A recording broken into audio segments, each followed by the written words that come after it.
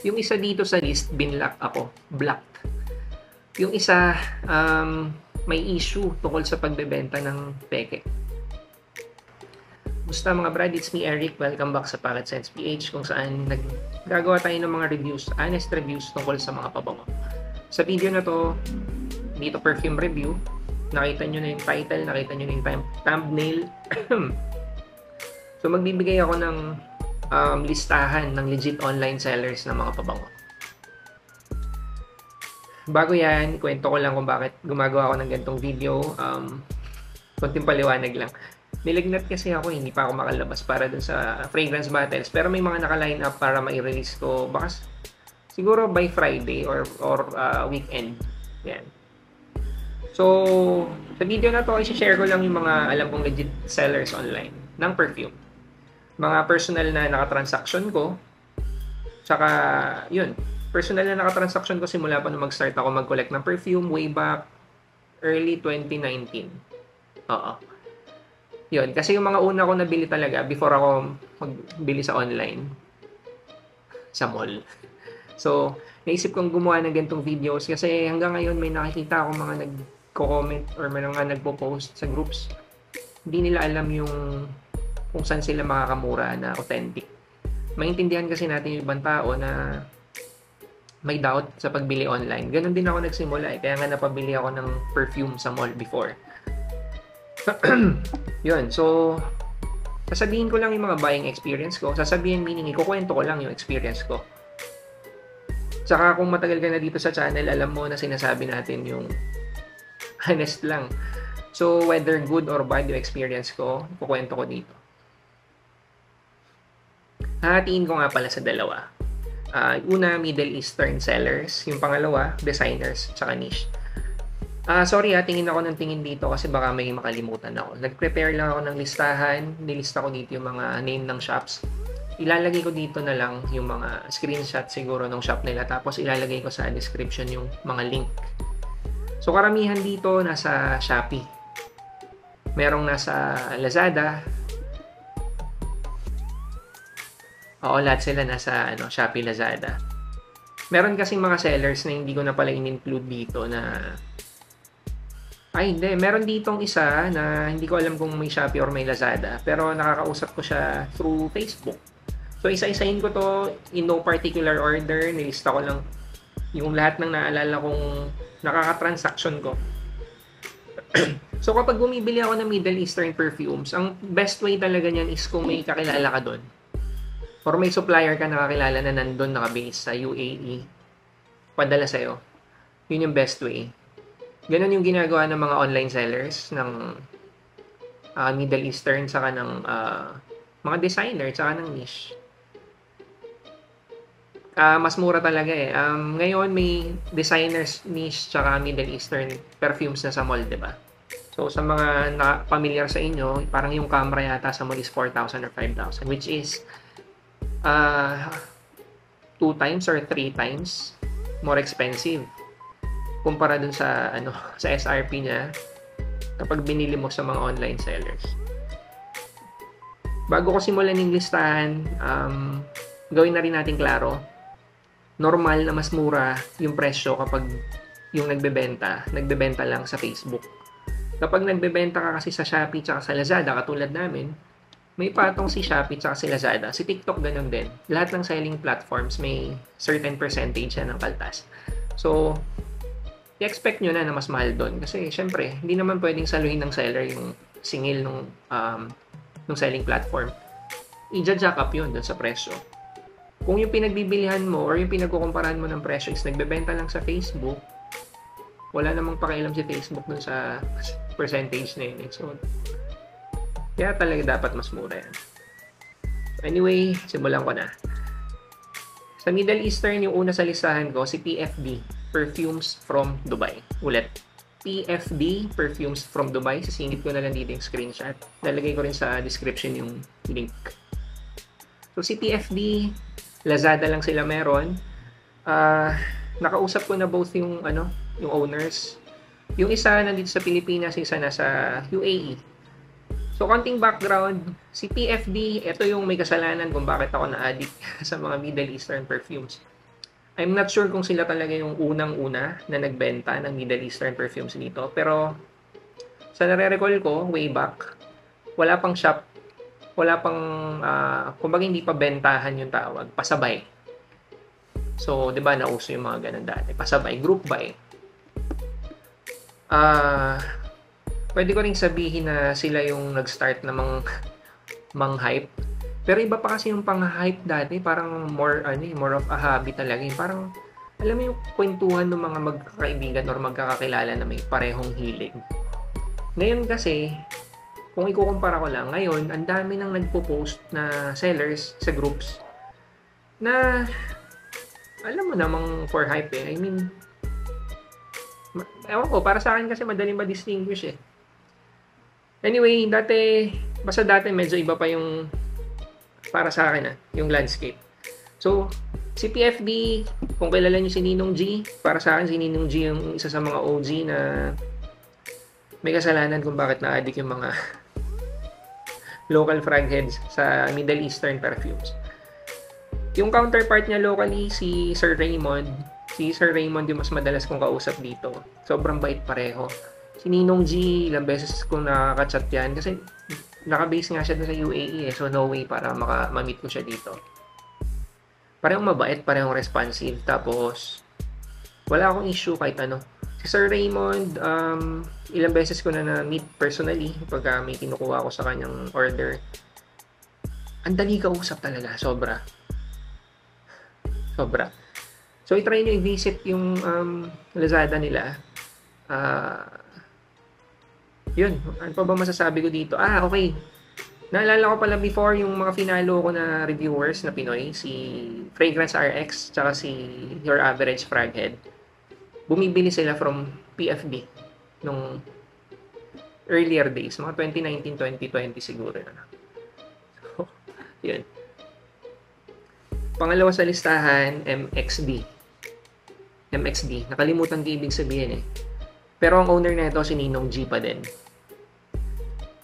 Si MXD nasa Shopee.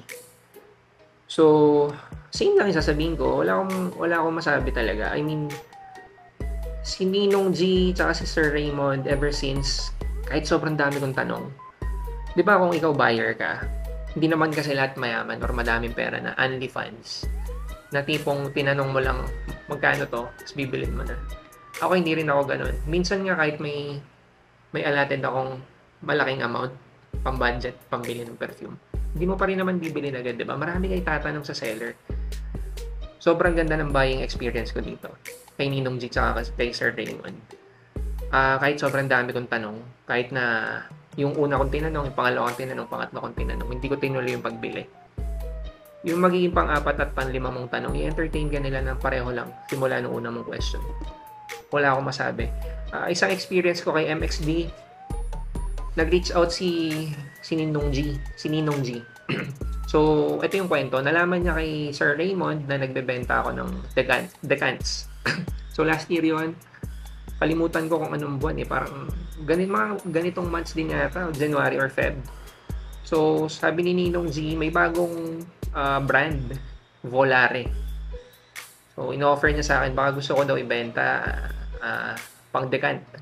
So, ako kasi, ang lambot ng puso ko para dito sa mga tao na to. Kasi parang may, kahit na bumibili ako, kahit na hindi naman libre yung mga nakukuha kong perfumes from them, yung buying experience ko kasi, tas yung parang yung relationship na nabuo, hindi ko naman masabing kaibigan agad, no? Pero alam mo yung kapag yung kakwentuhan mo madalas, hindi na customer seller yung yung feeling eh. Parang medyo kaibigan na din.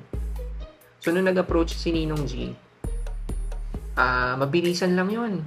Umorder ako ng ilang bottles, siguro 30. Hindi ko na maalala yung specific number of bottles eh, pero naalala ko pa yung presyo, lumagpas ng 20k.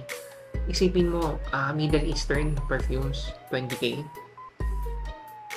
Binigyan niya ako ng discount. So, yun yung nakuha ko palang, at parang kumbaga at least may nakuha ko something in return. Pero ilang bote na pang decant. Buying experience, sobrang okay. I-add ko lang kay MXD, nagbebenta sila ng premix. So, kung familiar kayo sa mga naglalabasang local inspired by perfumes, hindi ko sure kung sino yung supplier nila ng premix or mali pala, hindi premix. Concentrated na oil, yung panggawa ng perfume. Karamihan kasi nanggagaling sa Dubai or sa UAE. So, sila Ninong G, may binebenta rin ng mga ganun. Hindi ko na maalala yung listahan nila. So, try nyo na lang din tignan. Lalagay ko naman yung mga link sa description. So, yun. Wala akong masabi na masama kay PFD tsaka kay MXB. Ninong G, Sir Raymond, di ko alam kung napapanood nila yung mga videos. Pero sila yung dahilan kung bakit ako no-maling sa Middle Eastern perfumes. Huwag kayong mahiya magtanong sa kanila kasi sobrang responsive nila. Si Ninong G, kahit na nasa ibang bansa yan, sumasagot na sumasagot. Pangatlo, si Dubai Shop Baliwag. Ito naman, hindi ko din sure kung sino yung owner, pero ever since na may kailangan akong emergency purchase, kasi nga, last year, may panahon na sobrang lakas ng decant ng ng Middle Eastern eh. So, saka yun yung time na hindi pa nag-i-impose ang BIR ng taxes sa mga online sellers. So, ang tawag dito, ang bilis, ang fast moving ng mga Middle Eastern perfumes. Decant lang Madaming beses akong bumili kay Dubai Shop Baliwag before na ano bang tawag dito? Emergency purchase, pang restock. Wala akong naging problema, smooth. Yung pag-ship nila, para honest lang mabilis, pero may panahon na medyo mabagal than usual. Pero understandable para sa akin. Seller din kasi ako eh. Yung mga mas mabagal na panahon na yun is yung mga campaigns. Halimbawa, 11/11, yung mga ganyan. Di ba? Siguro maintindihan nyo rin. Mas marami kasi silang pinaprocess na orders. Ako naiintindihan ko kasi na-experience ko rin. Kapag may ganong campaign, normally mas marami yung bumibili. So normal, mas marami kang asikasuing orders. Siyempre, hindi ko alam kung ilan yung tao nila, diba? Kung halimbawa ako lang yung nagpa-process ng lahat. Hindi ganun kabilis. So yun, buying experience, sobrang okay. Yung speed ng pag-ship, okay. Okay din. Satisfied ako. Mabilis sila, pero kapag may campaign, normal naman na bumabagal, pero pasok pa rin naman dun sa, kumbaga hindi pa rin naman sobrang tagal eh. Parang, ako nga, may experience ako na, biglang nagulat ako, na-overwhelm ako dun sa number of orders. Isang buong araw akong gumagawa, nagpapak ng orders. Hindi mo talaga minsan matatapos agad eh. So anyway, Dubai Shop Baliwag, sobrang okay din. Number 4, si online trindahan. Online trindahan. Si Dubai Shop Baliwag sa Shopee. Yun. Si online trindahan sa Shopee din. Sa pagkakaalam ko may TikTok din sila, hindi ko sure kung may Lazada. Si online trindahan, na-meet ko siya or na-usap ko sila late last year, 2024. Small world kasi parang yung kapatid ng owner, dating classmate ng pinsan ko. So, from the same area lang kami. Tapos nakachat ko, nakakwentuhan. Nakakatuwa lang. Sobrang smooth ka transaction nito. Kahit anong oras, madaling araw, may chat kami ng madaling araw or tanghali kahit umaga. So, sobrang okay din. Medyo, hindi pala ako sure kung kailan sila nag-open kasi late last year ko lang sila nakita eh. Yun. Sobrang, yung mga shipping nila, sobrang bilis din. Yun. Next, number 5, si Minimalicent. So, sa palagay ko dito sa listahan, isa to sa mga matagal na rin na sellers. Yung experience ko sa kanila is sa Shopee, pero may Lazada rin yata sila. Hindi lang ako sure Ang sure ako si Minimalicent sa Shopee. Yun. Basta kung ano yung shop na pinagbilihan ko, yun yung ilalagay ko sa link tsaka screenshot. So si Minimalicent, okay din yung buying experience ko. Siguro mako-comment ko lang sa price, although debatable to at least sa experience ko, mas mataas sila ng konti in terms of price kumpara sa ibang shop. Pero baka mali ako So, comment na lang baka magkaiba tayo ng experience Though, hindi ko tinitake yun na negative kasi kapag kay minimalist ka bumili, kasama na dito yung, kaakibat na dito yung makakatulog ka na mahimbing. Kasi sure ka na authentic, sure ka na mapaproseso ng walang aberya. Hindi ko pala na-mention, lahat tong mga binanggit ko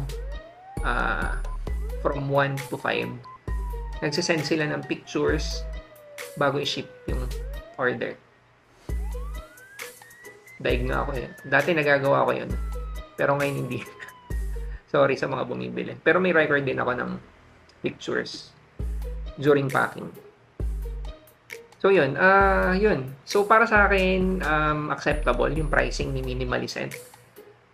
Pero maintindihan nyo ako kung ano din kayo, mabusisi kayo. I mean, kung nagtitingin muna kayo sa iba't ibang shops bago kayo bumili, meron talaga, medyo mas mataas siya ng konti kaysa dun sa ibang shops. Pero kasi pagka Minimalisent, kumbaga isa siya dun sa nasa taas nung nung listahan ng authentic sellers. Tapos mabilis magproseso. Kaya kung gusto mo nung yun yung term siguro is premium na service Premium yung service ni Minimalisent. Wala ka ng sakit na ulo. Ganun. Parang kasama yun sa binabayaran. So okay din siya. Number 6, Perfumery by Mia. Hindi ko siya ma-search kanina. I don't know kung nagpalit sila ng pangalan o kung gumawa ng panibagong shop. Tatry kong hanapin. Pag in-edit ko, malalagay ko naman dito yung screenshot sa yung link. Pero hindi ko siya ma-search kanina. Si Perfumery by Mia, okay din yung buying experience. Sobrang daling kausap. Ano tawag dito? Ano ba yung naging issue ko sa kanila before? Ang issue ko lang dito, sarado sila lagi pag weekend. Hindi ko naman sinasabing negative personal issue. Yung para kasi dati kasi kahit nung wala pa kaming shop. Pag yung, di ba, makaka-relate dito yung mga addict Yung mga makakati yung kamay kapag, shit, nahype ako, gusto kong bilhin to. I-add to cart mo na. Pagdating ng weekend, putik na yan, sarado si Mia. Pagdating ng Monday, nag-out of stock na yung in-add to cart mo. Yun yung naalala ko. Yun yung mga time na wala pa, hindi pa ako nagbebenta ng perfumes So, yun. So, hindi ko siya tinitake na negative, pero nakakatawang experience kasi nagko-close sila ng weekend na nung time na yun, hindi ko alam na ganun yung practice nila. So, number 7, si Westworld. Si Westworld, siguro isa sa mga malaking shop na ngayon, no? Ang bilis nung growth na ito Ganun din, para siyang si Dubai Shop Baliwag. Ang bilis nila mag-ship, pero ang experience ko rin dito, medyo mabagal kapag campaigns. I don't know ngayon kasi mostly to last year pa yung mga transactions ko sa kanila. Okay, quality lahat. Maganda yung pagkakabalot. Lahat ng mga na-mention ko dito sa list, mga okay yung pagkakabalot. Kaya hindi ko na-mention na. Siguro kasi parang yun dapat yung standard, diba? Maayos yung balot. Saka lahat ng na-mention ko dito, simula kanina, tawag dito, okay yung service. Yun. Westworld, okay din to. Shopee din to. Si HL Fragrance yung number 8. HL Fragrance, makukumpara ko din kila Westworld saka kay Dubai Shop Baliwag. I mean, mga hindi ko rin kilala yung owners pero mabilis. Mga emergency purchase kasi dito ako kumukuha Saka mga mas affordable yung prices nila sa palagay ko. Sa mga experiences ko before. Shopee din si HL Fragrance. Number 9, Elite. Siguro isa din to sa pinaka-popular dun sa groups, no? Hindi ko pa personal na meet yung owner, pero kasi ang tawag dito, ang active niya dun sa groups Although ngayon, wala na kasi ako dun sa groups. Yung personal Facebook ko kasi hindi ko na ino-open matagal na. More than a year. Yung page ng Pocket Sense PH, hindi ko na kasi ginoinan yung mga bagong group. 'Di ba? Familiar naman kayo, ang dami ng groups na na-delete So hindi ko na ginoinan. So hindi ko alam kung paano na yung takbo ng mga groups ngayon. So anyway, si Elite mukhang okay din minsan lang ako nakabili sa kanya, account pa ng wife ko yung nagamit. Early last year ba or before pa? Hindi ko na maalala yung specific date, pero medyo matagal na. Mabilis sila mag-ship. Tapos, maganda yung credibility niya dun sa group. So, isa to dun sa madaling parang pag legit check ka. Ang daming active sa groups na kilala rin sila. So, yan. Number 10, si Mix. Si Mix, tawag dito. Okay siya, sobrang okay. Natatawa lang ako kasi yung unang encounter ko sa kanya, nag-post siya dun sa group. Lumang group to Ang daming beses na kasing na-delete eh. Sabi ko, bakit? Kinausap ko pa yung wife ko. Sabi ko, pinakita kong yung presyo. Bakit ganito kamura? Ang naalala kong isang nilagyan niya ng presyo nun. Nudge Dia. Parang 600 lang yata. 100 ml. Putik, magkano lang patong niya? Kasi, syempre understandable na ang seller. Dapat may patong kayo. May profit ka. Kasi may expenses din yan. Tapos yung oras na ginugugol mo. Tapos, syempre yung time yung pagod mo pa. So, yung, para kang magsa-service charge dapat din. Pero 600 per 100 ml. Ang lupit nung labas ni Mix nung January or December. Hindi, parang January 2023 or December 20. Ulit. Parang January 2024 ba? Or kalimutan ko na yung date. Ano na ba ang date ngayon? 2025 na pala. So, parang December 2023 pala yung unang encounter ko sa kanya dun sa group. May kasalanan ako dito eh. Nag-chat ako, mag-order dapat ako ng mga perfumes. May specific number kasi siya para ganun kamura. Tapos, nag-doubt ako kasi wala pa doon sa group noon, parang wala pang ano sa kanya eh. Hindi pa siya talaga, bago pa lang siya, ganun. So siguro yun yung mga time na nag-start pa lang siya sa perfumes, iba pa yung mga dating pinapasabay niya. So hindi ko tinuloy hanggang sa nakailang batch na. Legit pala. Sumunod na order, yung wife ko na yung nag-transact kasi nahiya na akong message. Di nyo rin ako masisisi kasi praning sobrang baba ng offer niya nun eh. Pero legit pala si ma'am. So kung di ko rin alam kung napapanood ni ma'am tong ganitong video, pero sobrang okay niya, ang bilis sumagot. Nabilib ako ng mga nakailang batches na. Kasi makikita mo dun sa groups na ang dami ng nagpapabili or ang dami ng order pero ang bilis pa rin niya mag-respond. Sobra. Number 11, si Fofos Trading. Sa Shopee rin to. Parang si Elite active din siya sa groups. So, okay din. Mabilis din mag-process. Yun. Ilang transaction ba ako kay Fofos? Hindi naman super dami, pero naaalala ko kasi parang late last year. Parang may mga emergency purchase ako sa kanila. So, mabilis din. Parang kung umorder yata ako no morning, na process din yata nila within the day. Yan. Number 12, GL Online Shop. Ito, sa Shopee, para siyang, hindi yata siya kasing laki nila Westworld, pero ganun yung impression ko. Mabilis, tapos smooth din. Wala rin ako nagiging issue. Nakarami na rin ako na order dito. Si GL Online Shop, parang isa sa mga mura. Double check nyo na lang din. Kasi minsan depende sa shop. May mas mura, may mas mahal. So, lalo sa mga Middle Eastern na. Konti lang naman yung mga differences yan. Mga 100, 200. So, pero syempre makakatipid ka pa rin. Yun. Number 13, si Moredo. Shopee din. So, na-observe ko to simula nung nagpo-post siya sa Facebook last year. Okay naman. Alam ko may naging issue nga na nagkamali yata sila ng padala. Na-switch yung sa magkaibang customer. Tapos nakita ko kasi dun sa group yun eh. Parang naging hot topic. Pero hindi ko na yun experience. Buying experiences ko sa kanila okay din. Nagsasend din sila ng pictures prior to shipping, which is okay. Protection kasi nila yon, tsaka protection din ng buyer. So, okay. Mabilis din sila mag-ship. Number 13, House of Perfume. Ito yung sinasabi ko nung una na naka-block ako. So, kwento ko wala akong masamang tinapay sa kanila. Bago ko nila ako i-block, may nangyari kasi.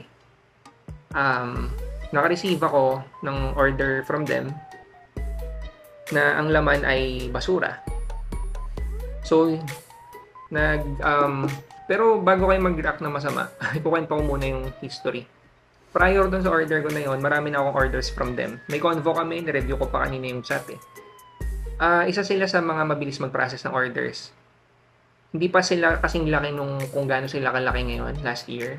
Nung time na mga umorder ako sa kanila. Pero mabilis talaga sila mag-process. Tapos, nagsisend sila ng pictures prior sa shipping. Yun, basta nakailang order na ako prior dun sa nangyaring yun. Yung nangyari, may order ako dumating, okay. Ito yung mga panahon na sinasabi ko kanina na may panahon na sobrang lakas nung order sa amin ng Degans ng Middle Eastern. Pagdating, binuksan ko agad. Ako kasi, binivideoan ko lahat ng dumadating na parcel. Nakaugalian ko yon kasi may mga ibang experiences na ako. Pero sa RTS naman, RTS meaning return to seller. Kung matagal na kayo nakafollow sa Facebook namin, baka nakita nyo na yung mga rants ko doon tungkol sa mga couriers na dumidiskarte doon sa parcel. Binubuksan nila, tampered yung dumadating. So anyway, gusto ko lang clear, hindi kasalanan ni House of Perfume, hindi ko rin kasalanan, hindi ko i-admit na kasalanan ko. Nag-message ako sa kanila, sabi ko, ito yung na-receive ko, tapos habang mini-message ko kasi sila nun, alam ko na may experience na ako sa courier na binuksan yung parcel. Kumbaga, wala akong proof na sila yung nagbukas, pero kung susundan ko yung mga nangyari kasi, wala akong ibang maturo, courier talaga Dito sa experience ko kay House of Perfume, sabi ko nga sa kanya dun sa chat namin, alam ko naman na pareho tayo, hindi natin sisirain yung pangalan natin, yung credibility natin para sa isang ganitong order lang. Nasabi ko, ito yung, nag-send ako sa kanila ng video na naka-open na kasi hindi ko na video from opening. Tapos, ano ba yung sabi niya?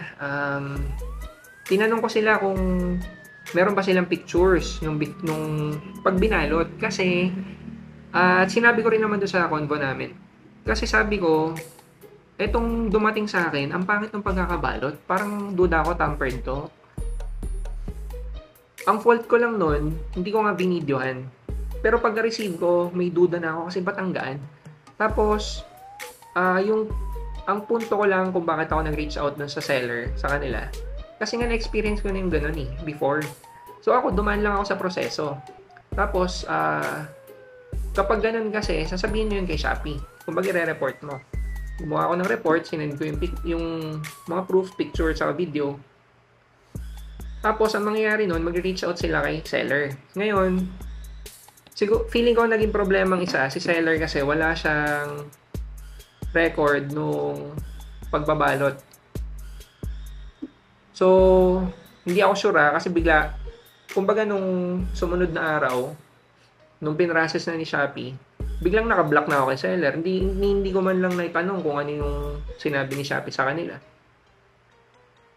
Aminin ko nung time na yun, sumama yung loob ko kasi parang ako yung sinisi ng seller. So, in short, sa palagay ko ang nangyari, na-refund kasi ako sa palagay ko ang nangyari, siningil kay seller yung pinang-refund sa akin. Kumbaga binalik yung binayad ko. Pero alam ko sa sarili ko, hindi si seller yung may kasalanan, yung courier.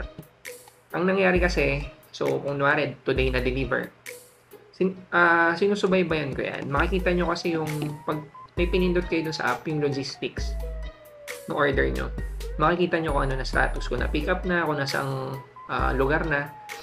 Di ba may mga sorting center pa na nakalagay doon. Nakita ko na nasa delivery hub, Valenzuela, tapos nakita ko na out for delivery. Tapos biglang binalik sa delivery hub. Sumunod na araw pa bago ulit dineliver. So doon, nagkaroon na ako ng duda. Sabi ko, hindi yan nangyayari, hindi yan normal. Tapos, yun nga, nung na-deliver sa akin, yun na. Ang mali ko lang talaga, hindi ko vinidyohan during unboxing. Kaya kung nasusundan nyo yung Facebook page namin, lagi kong sinasabi doon before na as protection for you as a buyer tsaka sa seller, video nyo medyo malaking amount ng presyo. Although si DTI nagsabi na before na hindi required yung video kapag mga ganyang refund. Pero kasi kawawa yung kawawa yung seller. Katulad nung nangyari kay House of Perfume. Kasi sa kanya siningil. Pero okay, sabihin na natin pinadala talaga nila yung bote. Which is, palagay ko naman talaga, pinadala nila. Tapos biglang iba yung dumating sa akin. Kumbaga nagpadala na sila. Tapos nung nag-file ako ng claim na refund, sa kanila rin sisingilin. Hindi parang doble yung na, diba? Nawalan sila ng bote. Lugi sila doon. Pero yung courier yung may kasalanan nun. The only way para ma-prove na si courier yung may kasalanan, dapat both sides, yung seller at yung buyer, may proof. Kaya as a buyer, record ko ba? Kaya as a buyer, I suggest i-record nyo kahit na hindi na yun required by DTI. So ulitin ko lang, ika-clarify ko lang, wala akong masamang tinapay kay House of Perfume, pero nung time na yun, medyo masama yung loob ko kasi mag-reach out lang ako to ask. I mean, seller din ako eh. Alam ko yung pakiramdam nung gano'n na naisahan. Ilang beses na ako naisahan sa mga RTS parcels, yung mga return to seller. Ilang beses na ako nanakawan ng parcel. Although decant lang, pero may presyo pa rin yun. Meron niya isang beses 3,000 yung amount ng laman ng parcel ko. Puro decant. Ang bumalik sa akin, sponge. Hindi na nakaulit yung mga riders. Talaga nagkatakutan. Ibang rider na yung bumalik. Talaga na magiging bad vibes eh. Pero pinakita ko may baseball bat ako, ganyan. Sinabi ko dun sa ibang mga dumating na riders. So anyway, dinadagdag ko lang yun dito sa kwento kasi gusto ko lang i-emphasize na may ganong mga times na hindi walang issue dun sa seller, yung courier yung may kasalanan at hindi siya at common siya. Baka hindi nyo pa lang na-experience. Anyway, yun. Kung napapanood to or kung mapapanood to ni House of Perfume, pati yung mga bumibili sa kanila, alam ko legit sila. Although ako, nakablock ako sa kanila eh. So, hindi ako makakabili na ulit. I don't know pala kung hindi makakabili or hindi lang makakapag-chat. Pero last year, sure ako na hindi ako makakabili. Tapos, kanina, ang chinek ko lang kasi yung chat. Hindi ko chinek kung makakabili na ako sa kanila. Anyway, yun. Wala akong masamang tinapay sa kanila. Tsaka legit sila. Authentic din. Okay, next na. Designers sa niche. So, number 1 si Perfume Junkie. Grabe to. Perfume Junkie. Pagdating sa designers tsaka sa niche. Grabe, ang bilis niya mag-supply. Tapos, in terms of price, okay din siya. Ang bilis niya rin kausap. Considering na ang dami niyang sinusuplayan na malalaking sellers. Yung binanggit ko kanina na may issue sa pagbenta ng peke. Ito yun, si Perfume Junkie. Pero, teka, authentic yung mga binibenta niya. Ni-include ko lang tong topic na to dito sa video para full transparency. Kasi kung matagal ka na nandun sa mga groups, ano ba yung isang grupo? Frag Revolution PH. Hindi ko sure kung existing pa yun ngayon kasi sabi ko nga hindi ko na na-open yung personal Facebook or hindi ko na in-open. May listahan dati sa Frag Revolution PH na naka-red si Perfume Junkie. Kumbaga parang ang ibig sabihin may issue ng pagbenta ng peke. Inalam ko syempre kung ano yung naging issue. Tsaka na-meet ko na rin naman siya personal. Pinupunta ko yung bahay na ito sa Cavite. Pagpipick up ako ng bote. Ang nangyari nun, may isang bote yata na pati siya nadali or pati siya naloko nung pinaguhanan niya. So, talaga, honest mistake. Tapos hindi naman na naulit. At, ano tawag dito? Isolated case. So, yun. Hindi na yun naulit. Ang masasabi ko lang, sobrang legit to. Itataya ko yung credibility ko para i-vouch si Perfume Junkie. Pangalan ng owner si Kiefer. Hindi ko alam kung mapapanood to na itong mga nandito sa listahan, pero yun. Dito sa listahan, isa sa mga pinaka sobrang okay, Perfume Junkie. Number 2 sa listahan ng designers at niche, Si Ma'am Rizalina. Nakalimutan ko yung pangalan ng shop niya, pero lalagay ko na lang dito yung screenshot. Lalagay ko rin yung link sa description. Tawag dito. Kalimutan ko yung pangalan ng perfume eh. Kalimutan ko kung anong nakalimutan ko kung ano yung niche na kinuha ko sa kanya before. Pero ang naalala ko lang is yung feeling na tuwa ako nung nakuha ko na. Si Ma'am Rizalina, responsive din. Siguro may experience lang ako sa kanya na ilang araw niya ako hindi nare-replyan, baka busy. Pero anyway, all is good. Kumbaga, yung mga last na transaction ko sa kanya is okay, smooth. Though hindi ko pa siya nami-meet personally.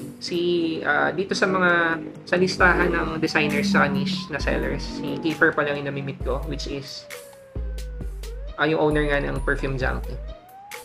Si Rizalina at si Perfume Junkie parehong nasa Shopee.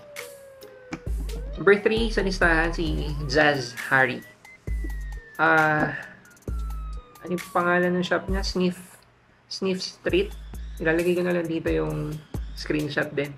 Okay din siyang kausap si Jazz Harry. May experience lang din ako na scene zone ako, pero baka busy lang din. So sa Shopee din siya, smooth din ka transaction. Yun. Number 4, si H Tan. So si CH Tan, ano yung pangalan niya doon? Ninong yung pinapatawag niya sa sarili niya eh. Kalimutan ko yung Ninong, ano nga yun? Basta si H Tan yung pangalan niya sa Facebook. I'm not sure kung nasa Shopee or nasa Lazada siya.